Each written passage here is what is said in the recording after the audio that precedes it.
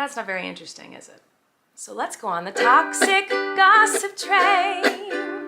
The locomotive's fueled with hateful accusation. Hello ladies and genitals, today we're going to have a little bit of a chat about the Colleen Ballinger situation. I made a video on this a while ago, around about the time of the Swoop documentary, and it's sad to say all of this is still going on. Like with all of the public evidence, everything that everyone can see, still nothing's happened. Recently we had Trisha Paytas come out and give her personal take on the whole topic, from her own personal experience, because remember, her private and adult content was being shared. It was sent to minors without her consent or knowledge. Like, obviously the fact that it's been illegally distributed is bad enough, but to minors as well? It just makes you feel sick. But yeah, we have all of this public information, all of these public allegations, yet nothing has changed. I know this stuff with Trisha Paytas isn't brand new information, like it's a couple of weeks old now, but I've not taken a look at it yet on this channel, so I think I'm gonna chat about it with you guys. As I think it is very important to this whole situation because Trisha Paytas was directly involved and gives us a bit more insight to Colleen and her wicked ways. But the general reaction that I got from the,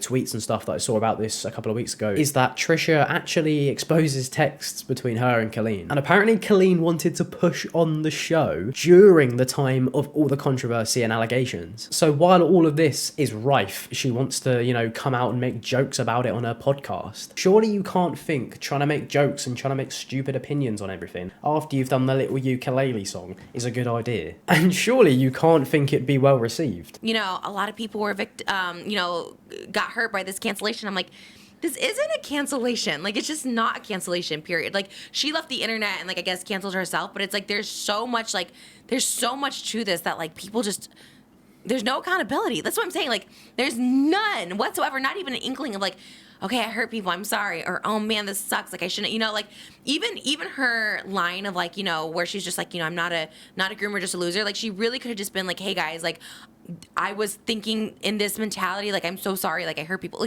Why can't you just give that little bit of apology and closure to these people who are still severely hurt by it? I completely agree, because I feel like the apology video was it was so bad that people found it funny. And it managed to take away from the fact that Colleen was making a half-assed attempt to address the allegations in the most ridiculous way possible. Because this wasn't an apology, let's be real with ourselves. This was basically an attempt to make other people feel stupid for having a go at her because she did a naughty thing. She wanted to tackle grooming with humour, which is probably the weirdest sentence I think I've ever said. But yes, there was zero accountability. And I genuinely believe that Colleen thinks one day all of this is going to blow over. I think she thinks one day she'll just be able to randomly upload a video in the next year or so, and people will be like, oh, Colleen, welcome back. Let's forget that you're a criminal. But I hate to break it to you, Colleen, you are. And I was so nice about it when I first heard the stuff about the pictures being sent to Johnny and, allegedly to Adam. I brought it up to her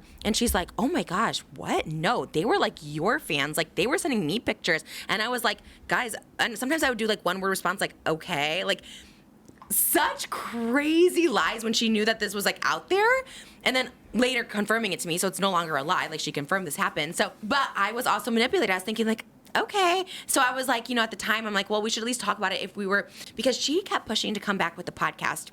Okay. So yet another classic move by Colleen here. Jumped at an opportunity to try and save face or deny any wrongdoings by lying. But all jokes aside, this is genuinely a horrendous personality trait. And to think Jojo Siwa actually went on a podcast to publicly try and defend Colleen. There comes a time in your life where you need to give up on just blind, dumb loyalty. I get sticking up for your friends and having their back and everything, but this is just too far. When they do something as terrible and fucked up as this, don't be their friend. You have to be able to stand up and say, you know what, bestie, this is outrageous, this is mental, I don't want to associate with this. I'm not going to be your friend anymore because I don't want to be friends with a groomer. Then you fuck them off. Done. Finito. Out your life, out the door, see you later. No more grooming, no more shit ukulele. When I started really listening to this stuff, I was kind of I don't know. And yes, being a skeptic, being her friend, being an influencer, yes, lies are told about you. So you're just okay, let me like hear more. But she was constantly pushing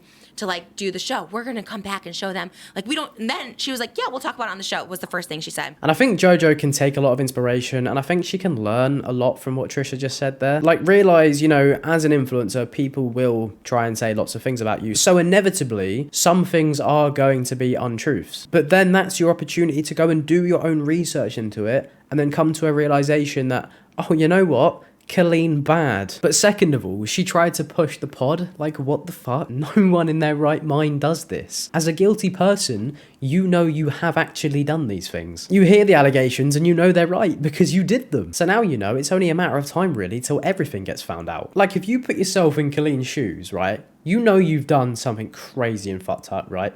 People are finding out. So I guess this attempt at bringing the podcast back was for one of two reasons. One being bring Trisha on to save face for yourself, because Trisha was directly involved in the drama, unwillingly, obviously. Getting Trisha on the podcast could try and, you know, look like you're friends, you know, there's no hard feelings, everything's just water under the bridge. So people think, oh, it was Trisha's photos that were exchanged between minors, but Trisha's okay with it, so, you know, let's ignore it all. How dumb could you be if this is actually your thought process? I hope to God it's not. Because maybe she is forgetting about all the inappropriate actions that were on stage on Netflix. But the second thing could be, you know, dragging someone down with her. Because we all know how much Trisha has grown as a person over the years, and it's completely unexpected and, to be honest, quite remarkable. Like, I think it's clear to see for everyone how much Trisha Paytas has grown as a person over the years. Like, it was completely unexpected and, to be honest, quite frankly, remarkable. So maybe Colleen thought of Trisha as someone who would be easy to manipulate and bring onto the podcast and then just, you know, drag her name through the dirt as well to maybe cushion the blow for herself. But yeah, fair play to Trisha for realizing this would be absolutely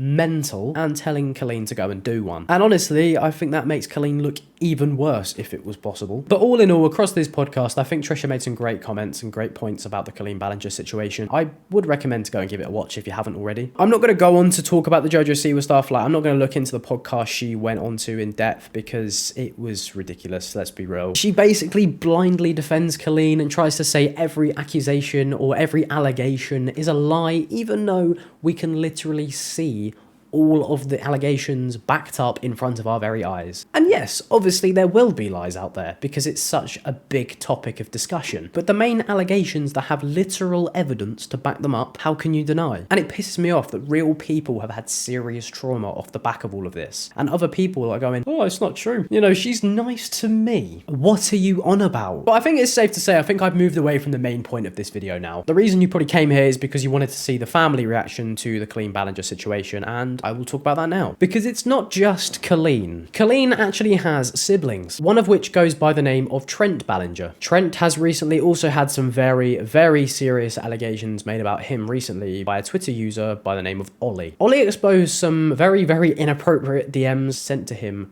by Colleen Ballinger's brother, Trent, when he was 13. But Trent is a bit of an outcast on the Colleen Ballinger YouTube history archives. I mean that in the sense of he hasn't featured much on her channel, so much so that she actually made a video addressing why he hasn't. She goes on to mention about Trent being deaf, and also mentions that he has a mental disability which affects his mental maturity. So I just want to put that out now before I actually talk about the DMs and show them to you guys, because I'm in no means defending what I'm about to show you, because it is truly sick and twisted. So his family know full well that he has a mental maturity issue, and they still let him have social media. If you're a danger to people online, you shouldn't have access to this. He should have some sort of care somewhere, which is taking this away from him. But all in all, he has to be held accountable because he did in fact message minors. So the first DM, we see Trent being very, very clear that he wants all of these conversations to be kept private, which instantly makes you think he is conscious that what he's doing is wrong. You wouldn't be so desperate to keep something hidden if you knew that you weren't doing anything bad or anything illegal. But then straight away,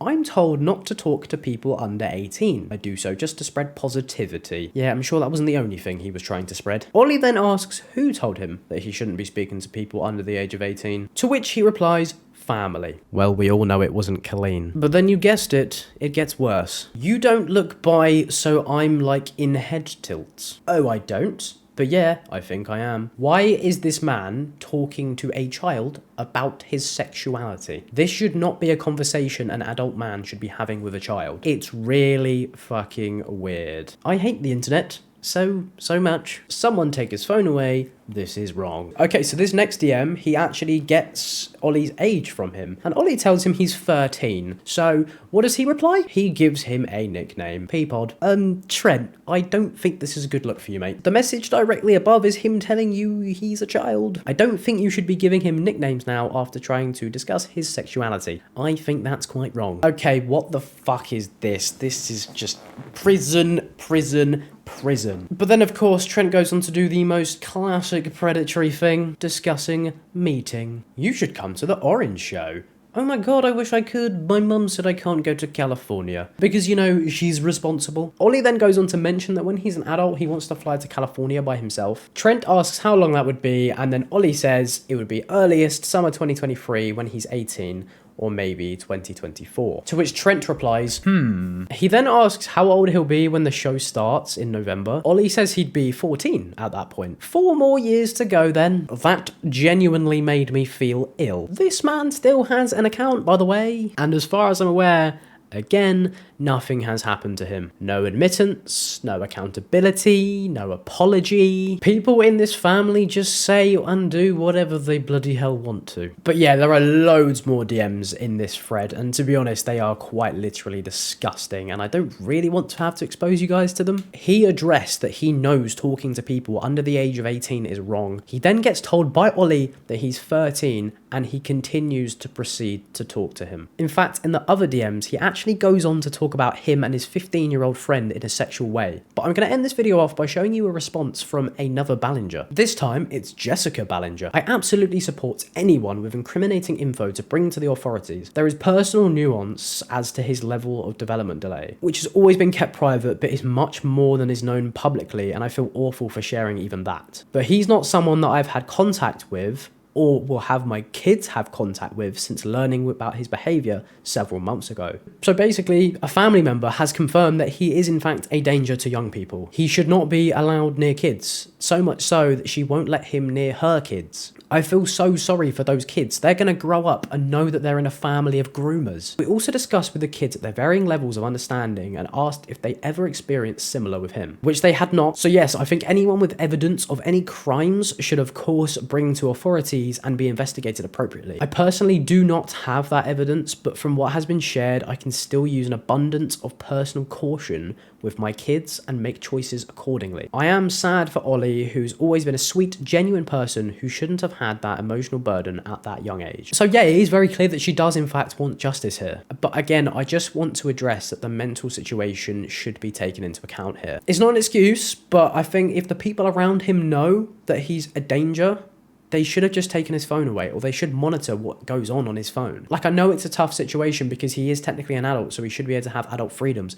but if he can't be trusted around children, he shouldn't have access to the internet. But on the second hand, you can see in those DMs that he knew what he was doing was wrong. He even addressed it. But at the end of the day, his mental state is undeveloped. But Colleen doesn't have that excuse. She is just still terrible. But I am by no means defending him. I just think people should consider it when they talk about him. But like I said earlier, I know a lot of these topics aren't exactly brand new news, right? You know, most of the things I talk about have been discussed by other creators also. I am well aware of that, and I know I do see the comments sometimes where I talk about topics like this and people are in my comments shouting at me because I said something another YouTuber has said, or I say something that isn't fresh news and they haven't learned anything from my video. And yes, I will say similar things. Like, a lot of us YouTubers are talking about similar topics. It's only natural that points may overlap with other people because we're talking about the same thing. I just like to make these videos because I like to have a nice sit down with you guys and just chat about what goes on the internet. And it just made me realize why I started to love YouTube in the first place. And I'm just so glad that I finally, you know, have the confidence to just set up a camera and just talk to it and just talk to you guys. Not worry about algorithms, not worry about clicks, not worry about out, views, you know, just enjoy it, because we're such a fucking sick community and I absolutely love it. Like, I know my channel's small, I haven't hit 2,000 subscribers yet, but I just fucking love doing this. And I hope you guys love this, like, you know, style of sit down and chat videos, as well as my other videos where we sort of like do binge watches. But if you did want to join my community Discord, it is in the link down below and it is completely free to join. Just like all my socials, the link is in the description. But yeah, I hope you did enjoy this video. Please do feel free to leave a like and subscribe, and I hope to see you next time. But yeah, cheers. Bye.